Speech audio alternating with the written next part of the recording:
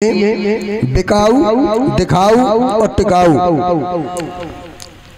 जो वेद बेचते हैं, ज्ञान बेचते हैं, इसीलिए ही समाज के लोगों पर असर नहीं पड़ता है। हम अगर लोभ वृत्ति में होंगे तो लोभ वृत्ति वाले का प्रवचन हमको आत्मसात नहीं हो सकता। प्यारे, सबसे पहले हमें अपना सुधार करना होगा। अगर सुधार है तो ही उद्धार है। कहाँ तक डिटेल कही जाए, कम शब्दों में समझिए। भगवान गोविंद काल यवन को मारते हैं मुचकुंद के माध्यम से और विश्वकर्मा के माध्यम से 48 कोस के बीच में द्वारकापुरी का निर्माण कर दिया है।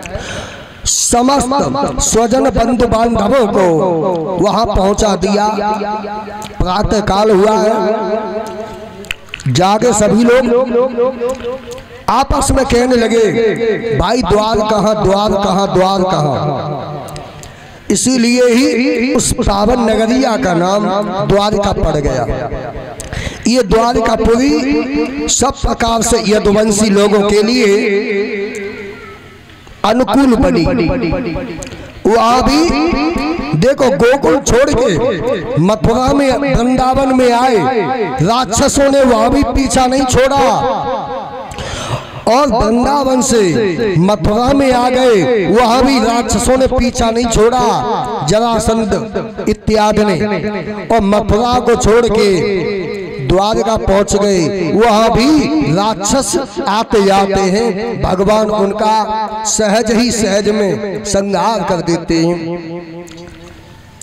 द्वारका सब प्रकार से अनुकूल रही। प्यारे भाइयों, रेवती का विवाह रेवत ने दाऊ जी के साथ कर दिया।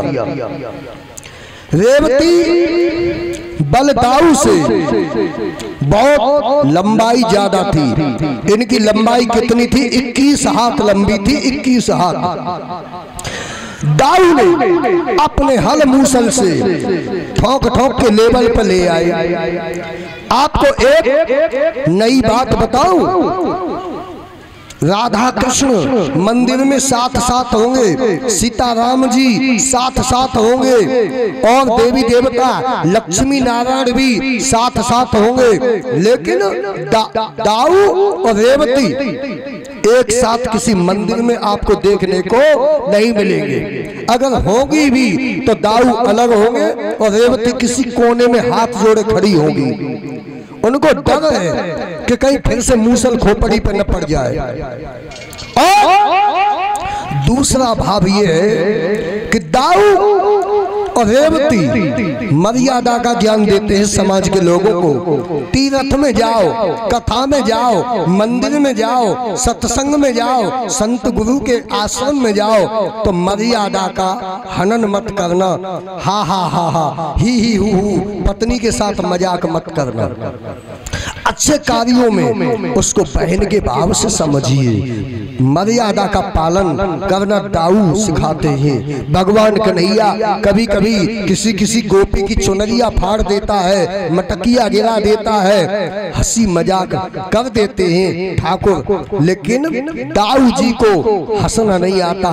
दाऊ कहते हैं, जो हंसोगे तो फंसोगे और फंसोगे तो मारे जाओगे। इसीलिए मर्यादा को तोड़ करके नहीं हंसना चाहिए। प्यारे, दाऊ का विवाह रेवत की पुत्री रेवती के साथ होता है। समय व्यतीत हुआ। एक विदर्भ देश है कुंडिनपुर जिसको कहते हैं। ये कहाँ है आपको बताऊं? ये जंगीराबाद आपने सुना होगा, डिस्ट्रिक्ट बुलंदशहर में जहांगीराबाद पड़ता है, उसके पास में आहार क्षेत्र है। उस आहार क्षेत्र को ही कुंडिनपुर कहा जाता है। वहां के राजा थे भीष्मक। उनकी बड़ी ही परम सती साध्वी पत्नी थी जिसका नाम था शुद्धमती। राजा बड़ा ही दयालु है, प्रजा का पालन करने वाला है, प्रजा का सुख ही राजा का सुख है, प्रजा का दुख ही राजा का दुख है। सब प्रकार से प्रजा की देखभाल राजा करते हैं। प्यारे भाइयों, इनके 5 बेटा हैं। कितने? 5। रुक्मी, रुक्मरथ, रुक्मबाहु, रुक्मकेश और रुक्ममाली। 5 बेटा और एक बिटिया जिसका क्या नाम है? रुक्मिणी। एक नई बात और बताएं हम आप लोगों को, ऐसा जोड़ा आपको देखने को नहीं मिलेगा। रुक्मी, रुक्मरथ, रुक्मबाहु, रुक्मकेश, रुक्ममाली और रुक्मिणी बहन भाइयों की एक ही राशि है, एक ही स्वामी है, एक ही वर्ण है। रुक्मिणी छोटी है और भाइयों एक दिन की बात है, भीष्मक कैसे हैं? साधु संत ब्राह्मणों के सेवक हैं। शुद्धमती भी वैसे ही है, शुद्धमती उनकी पत्नी है। समझिए,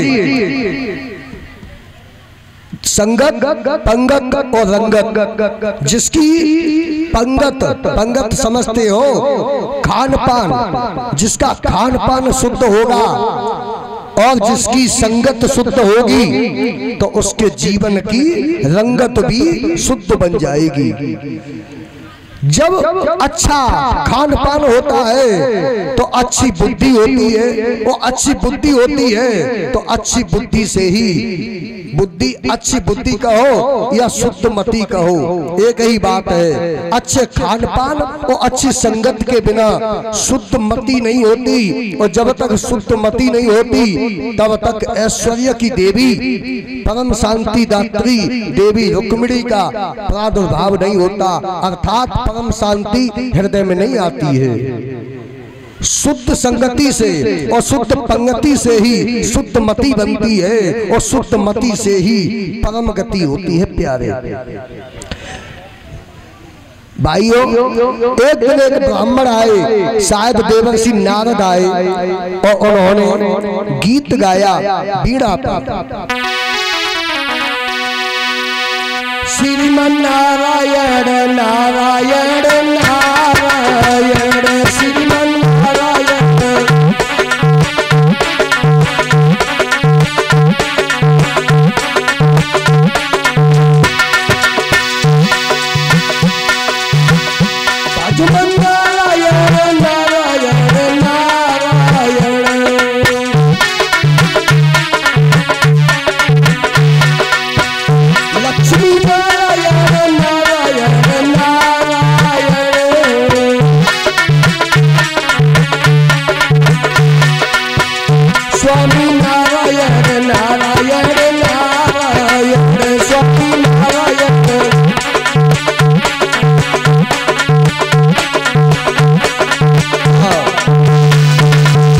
और कह रहे थे ब्रज भूमि में हुआ है अवतार कन्हैया का, सौभाग्य है उन्हें दीदार हो कन्हैया का। अच्छा, और उस गीत में ये भी बताया था पूतना बकासुर मारा, कालिया नाग को नचाया, रासलीला की, बड़े बड़े ऐश्वर्यता से संपन्न क्रियाकलापों को किया, गोवर्धन पहाड़ भी उठाया। कन्हैया बड़ा दयालु है, बहुत कृपालु है, विशेषताओं से भरा हुआ। जब ये गीत सुना तो रुक्मिणी ने मन में सोच लिया कि मेरे स्वामी आ चुके हैं।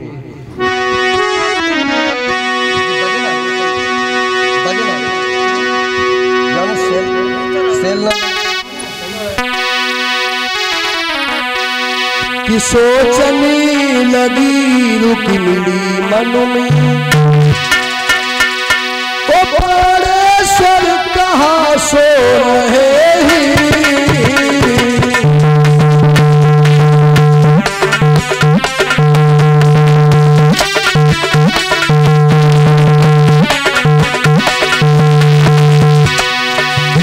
सोचने लगी रुक्मिणी मन में, प्राणेश्वर कहाँ सो रहे हैं।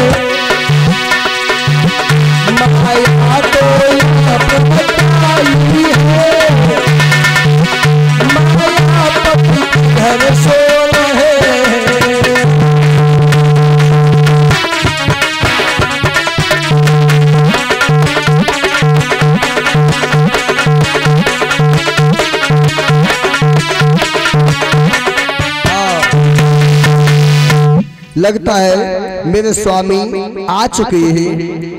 अब तो सोचने लगी है अगर मैं संबंध जोड़ूंगी तो श्याम के साथ ही, जन्म कोट लगी रगर हमारी और बरौ श्याम नत रहो कुआरी। श्याम के साथ ही मेरा संबंध जुड़ेगा।